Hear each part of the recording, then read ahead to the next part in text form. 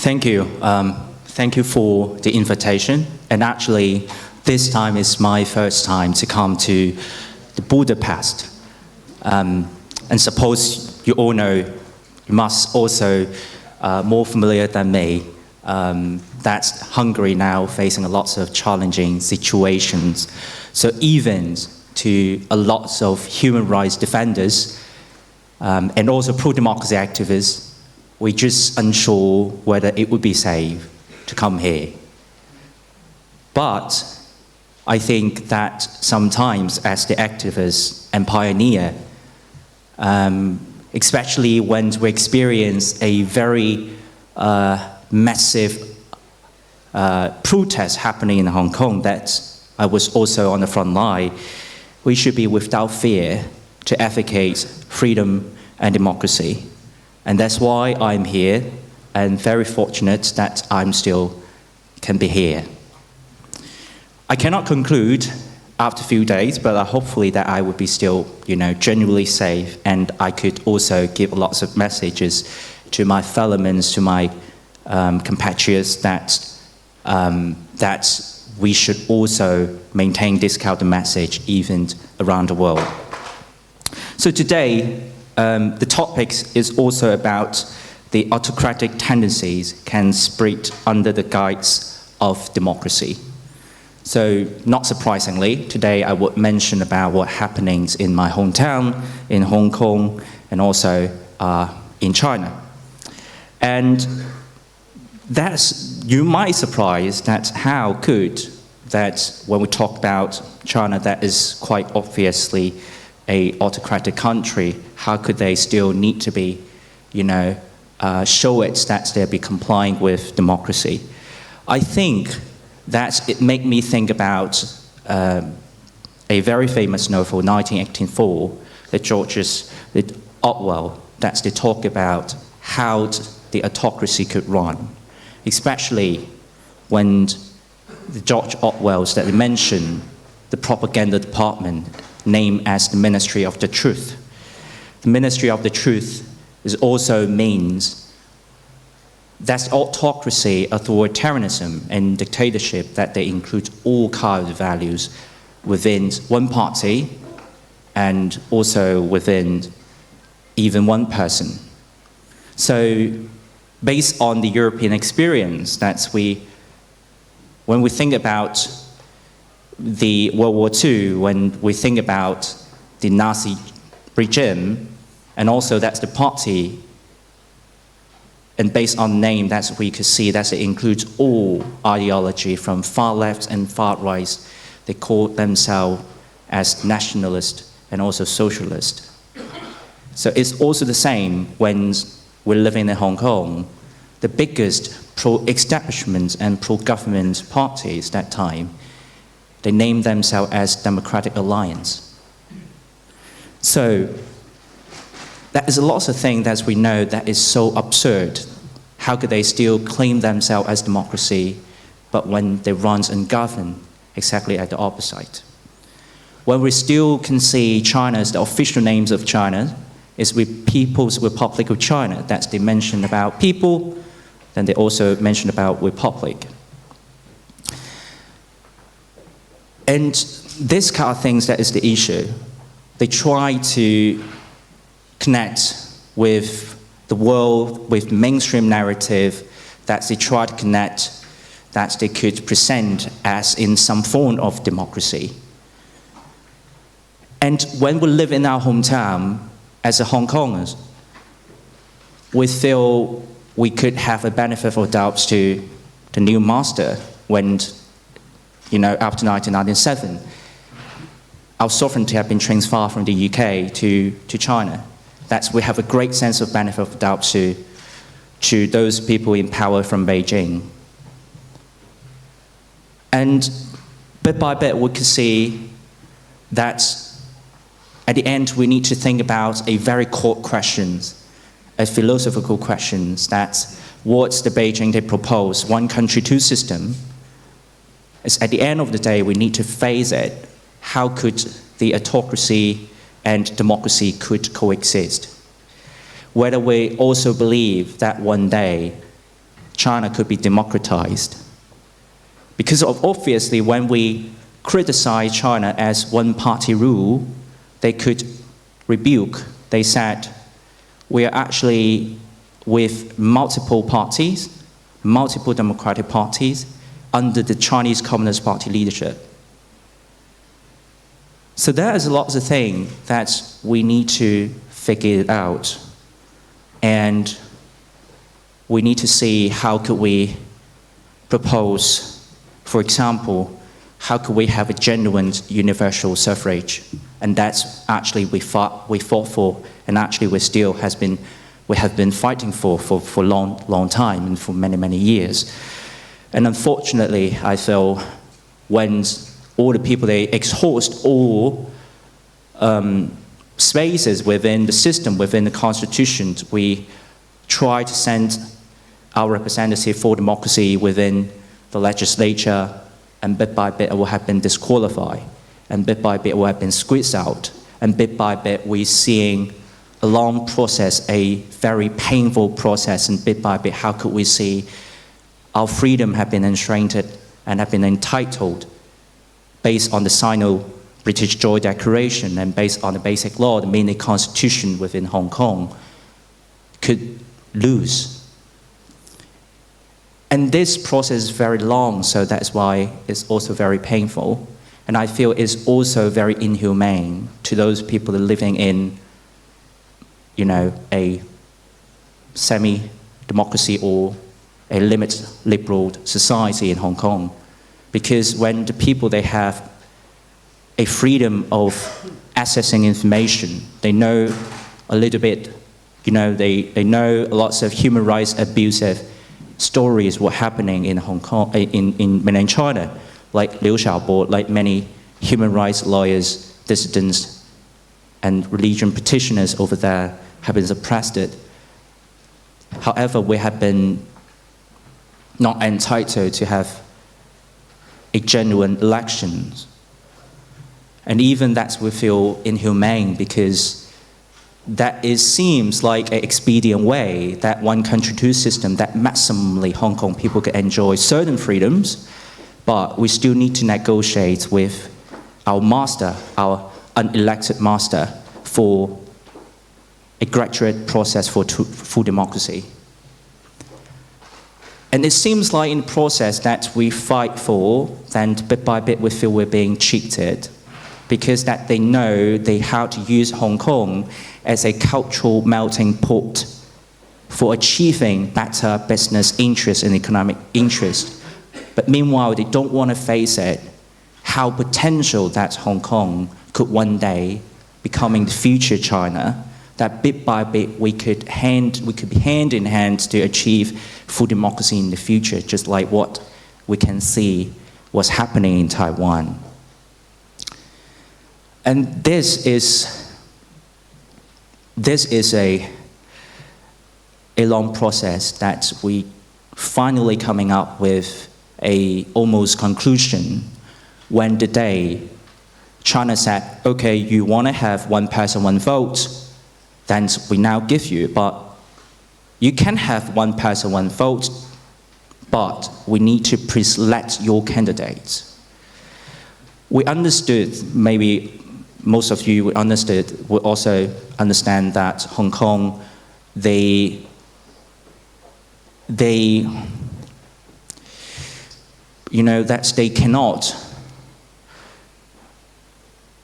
grant the democracy, and we understand that we have enjoying a high autonomy previously, but that's also a shortcoming to us, because if we enjoy the autonomy, however, that we cannot engage within the politics of China, and that they could still would say, we are sovereign state and you're only a region, you're only a city, so we pre-select your candidate. So we still coming to the end and be questions about this. Could one country, two system effectively preserve democracy, and could autocracy and democracy could coexist?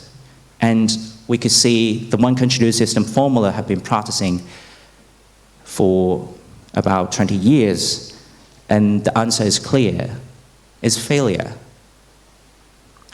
So these kind of things that we understood, that autocracy needs to be a very clear definition. It can't be confused. And that's why when we were on the streets, that we feel very upset, and we feel there's no any other way that we could do. And bit by bit, even any kind of the space within the system, within the constitution, have been exhausted. And the only way for Hong Kong people they could do is go on the street. And even you can see that kind of the despair and this kind of the frustration, this kind of the anger can show on the people's faces. And that is what you also can see, that national state security law has been imposed unilaterally from Beijing, and that they need even not consulted with the peoples of Hong Kong, and then they circumvent the local legislature of Hong Kong. And even not only just you go on the street to be critical of the government could be prohibited, but even that chanting slogans and circulate any information being critical of the government could be criminalized. And then you could face up to life imprisonment at the end. And at that moment, that people were always arguing that why not just you come back to, to the past, that we could still negotiate with Beijing, that we could still back to the dialogue to talk with them, and it's better not to piece off Beijing, that we could get full democracy. But that's we spend so many times and many chances to talk with them, but only what we could get is a fake election, pre-selected election, and that is the way why Hong Kong people, they running out of the patience, and then they decide to fight for democracy on the street. And one of the optimistic side that we could see is at least that we could push the autocracy to not to be able to pretend as a benevolent power, to be a good master. They show a true nature of what is the autocracy. It means if we give you some business interest, that you should be silent. If we give you some title, you should be silent. If you would be satisfied if you're just being rich, then you should be silenced. You have been not entitled to any political rights. And that is not the choice of Hong Kong people. Because Hong Kong has been long being regarded as purely as a functional city, as a business city. That's where we define what are Hong Kongers, who are Hong Kongers. The concept of Hong Kongers that's being fought and earned ourselves, that we actually cherish about the value for democracy. We don't want to living into the lies that ostensibly that we are being economically rich, but that politically that we have nothing, that we have no say. And that is why not we have both. If we just going back to a very nature of the questions that as a human being, why don't we have both economic freedom and political liberty? Unfortunately, back in China, that is a trade-off. You could either get one, you cannot get both. And political power, that's the no political right, but political power. And that is the prerequisite and foundation why you get rich. And that's becoming a very powerful regime. And that is challenging the mainstream narrative, the new world order of the liberal democracy around here. So I think that is the way, that's the pathway that Hong Kongers choose. And of course that you might say that is a dead silence now in Hong Kong. But when the people fleeing from the country, because even to me, I've been wanted by the National Security Police just because my thought, just because my advocacy. And it's almost unimaginable when you can see lots of expat communities doing business as Hong Kong as claim themselves as international city that could be uncivilized like this.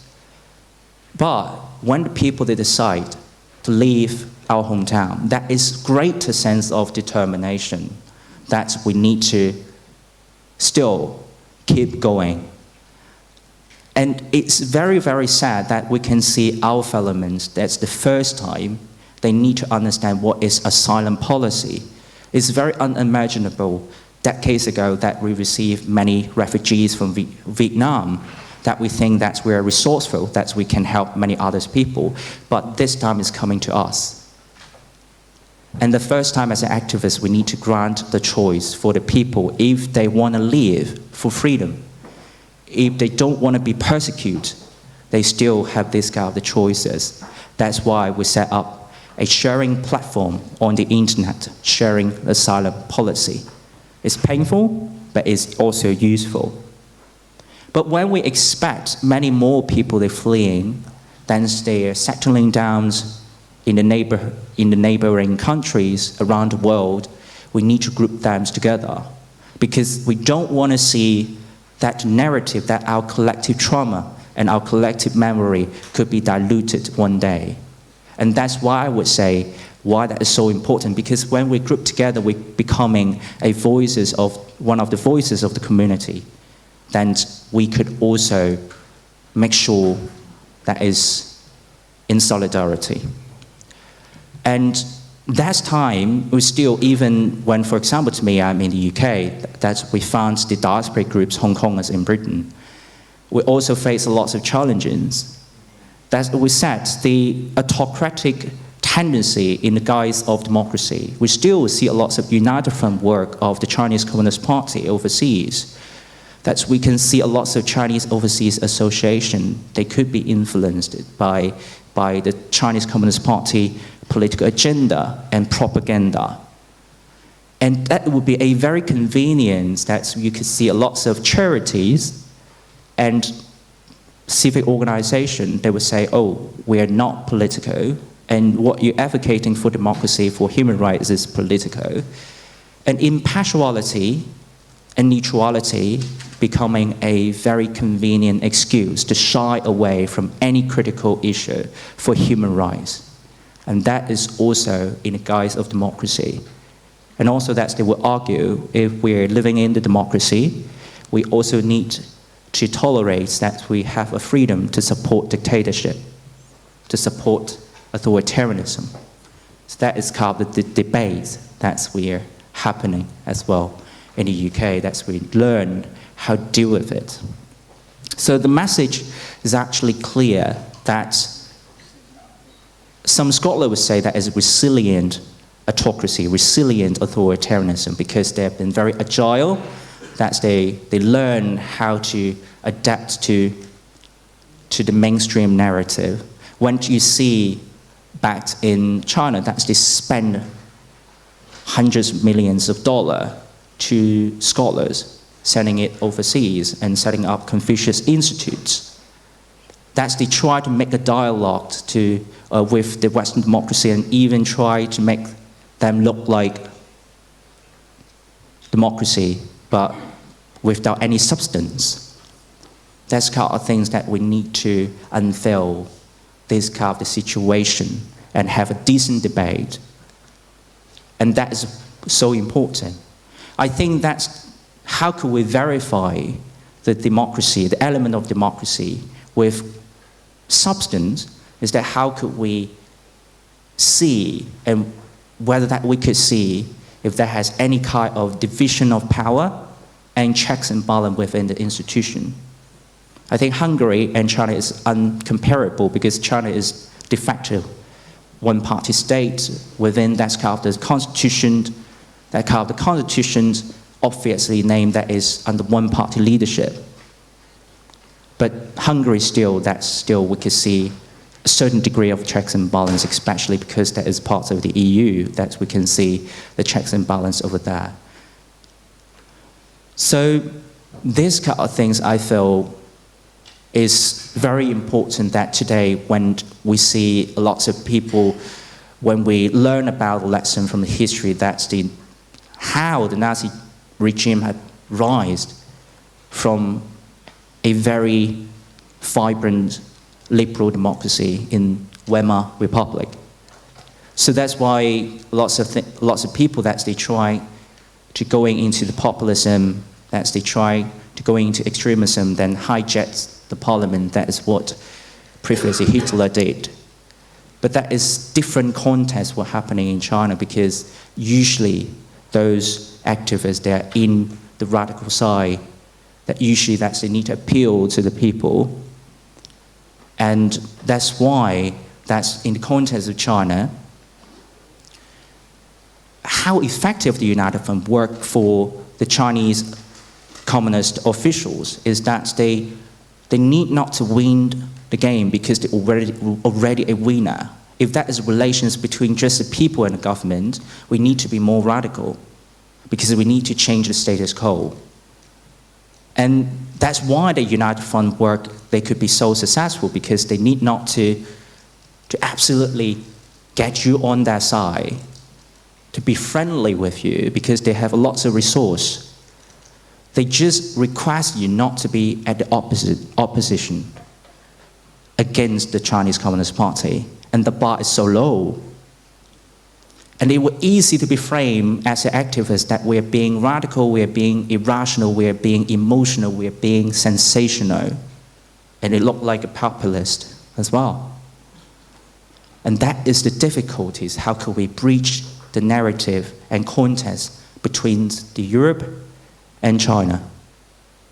And that's the thing, we need to be emotional. Because when all the time, if we rationally with the Chinese government officials, definitely they monopolize all kind of the resources economically, politically, socially.